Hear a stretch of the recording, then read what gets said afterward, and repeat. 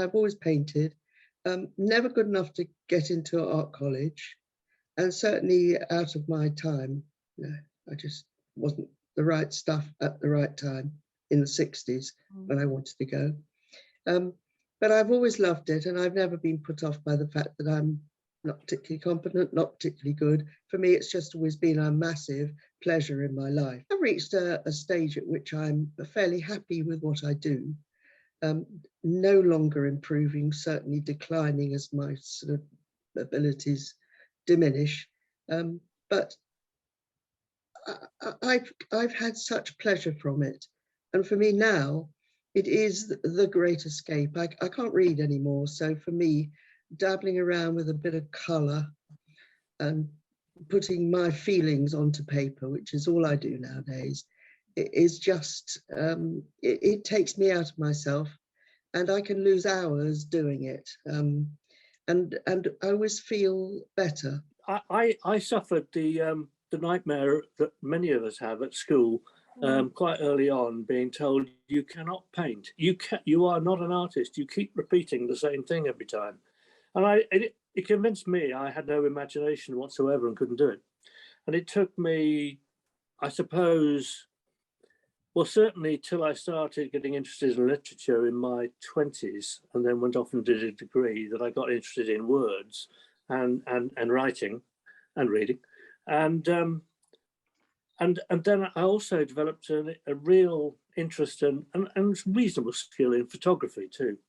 And I think the photography thing is where I've translated this onto the page for, you know, things like that, for example, which is just a portrait of someone. I don't know her. She was a picture in the Guardian that I liked.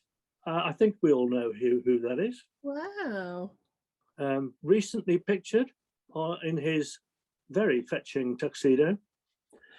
It's a small bunch at the moment, but we have been much bigger, anything up to 10 or 12 of us. But people come and go as their, what can I call it?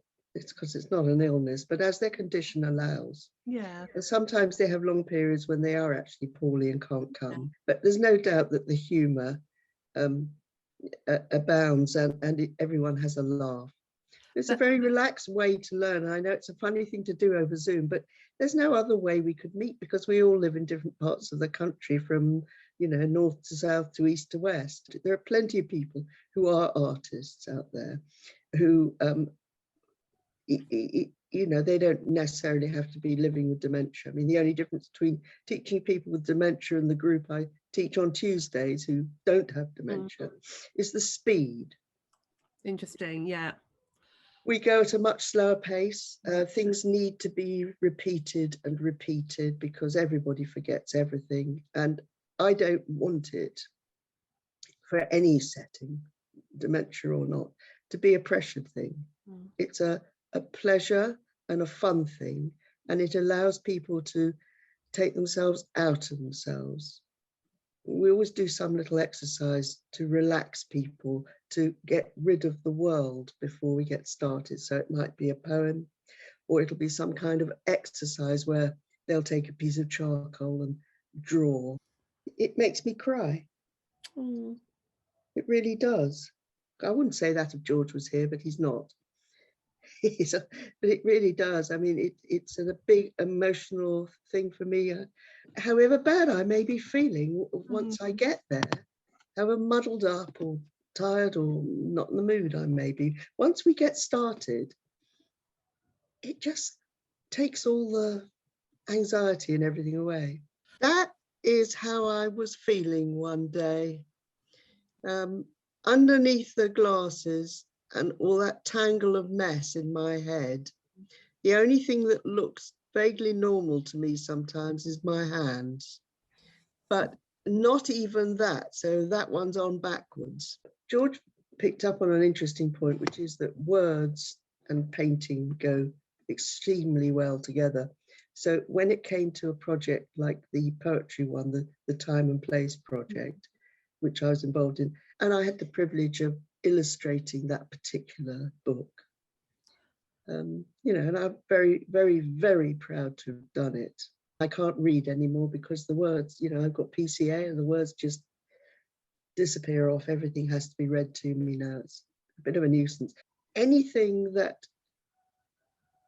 allows you to develop skills you had no idea you had is good for you, because it isn't until you get labeled with this thing that you discover that you have got skills you didn't know you had. I mean, you know, it's like a whole new world. It's not the death sentence that the medical profession would like you to think it is. I think a lot of us, when we get diagnosed, yes, after the period that Francis just described, where you're getting over it, so to speak, and getting used to it, a lot of us find that we have new lives, which because we almost sort of say, okay, well, life's changed a bit. I'm still who I am, but it's time to actually do whatever I want to do, rather than feeling, oh, I've got to fit into this role that I've carved out for myself, or that I feel someone else has carved out for me. It does allow you to feel you've achieved something. It allows you to calm down if you've got nasty thoughts going on, because you just focus on what you're doing. And it is incredibly therapeutic and cathartic. Yeah.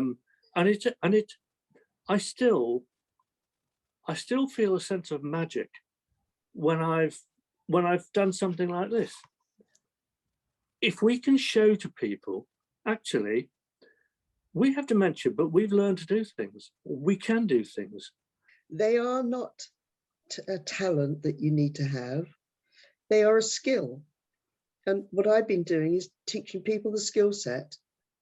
It doesn't matter what other people think, because what you need to learn, and I'm slowly getting there, is that if I like something, if I feel satisfied with what I've produced, that's all that matters. I did the writing a poem with I think 2 or 3 people in care homes, and it worked. Surprisingly, I suppose. Well, because we just tapped into people's memories. We just had a conversation, and I just wrote things down, and the poems that came out of it were really, really moving, and lovely little. I suppose some of them, they were largely reminiscence, but none the worse for that. Yeah. And the people who'd done them with me, who had them read back to them later, said they loved them, and so did the staff. And the staff thought, my God, we could do this. Yes. You know, exactly. So that's craftivism at work. I had a similar experience when I did the craftivism thing. I did something called the Little Book of Me with a crowd of people and their carers in one of these homes. And this is something where you cut a piece of paper up, a piece of A4, and make it into a little book. So that's part 1 of the exercise. And then you decorate the outside with your name on it as you would like. And that had some quite interesting and surprising results. People enjoyed doing that. And then we went into the book, and there were a variety of questions like, what was the favorite thing you ever owned? Where did you like to go? All sorts of questions about the individual. And it helped the staff to know their people better and to see them in a completely different light, because they would say things about their past. And of course, when you're caring for somebody in a care home, all you see is a sort of a little old wizened person. But to suddenly hear these things about, you know, horse riding or mountaineering or, you know, something, you know, you can't relate it to the person you're now looking at, and it really helped them. Yeah, Really. and the other side of that is that after that experience and that activity, the people with dementia who we were doing it with are lifted hugely. Yes. And they have a completely different consciousness, in a sense, because they've come out of that sort of rather dark place that we tend to sink into if we don't do anything. Doing this art doesn't require you to suddenly not have dementia. The thing about craft and art, however good or bad, is it's immaterial.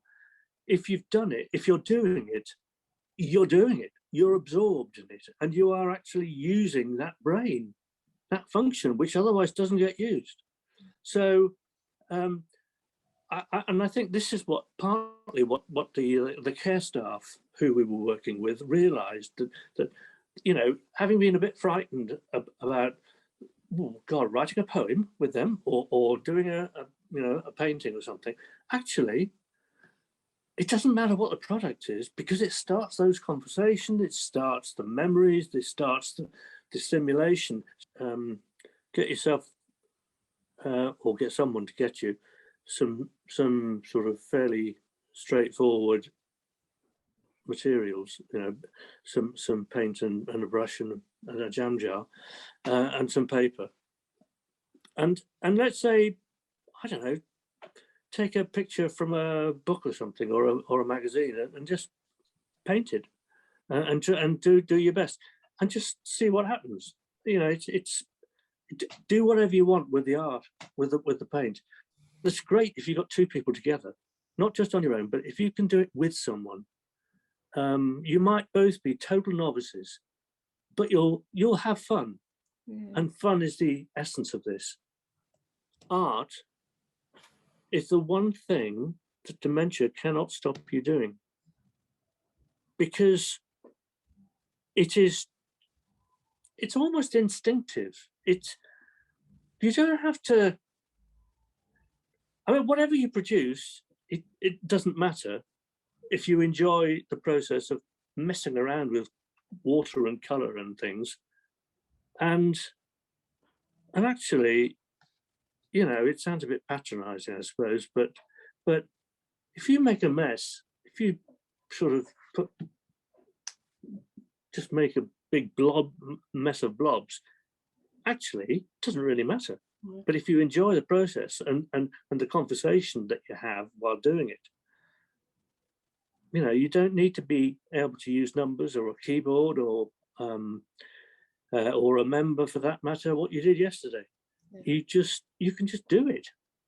And I think it's really important that that opportunity is put in front of people when they can no longer sort of get it started themselves, because it's a way for them to use their brains, but in a very non-challenging way, just to play around. Yeah.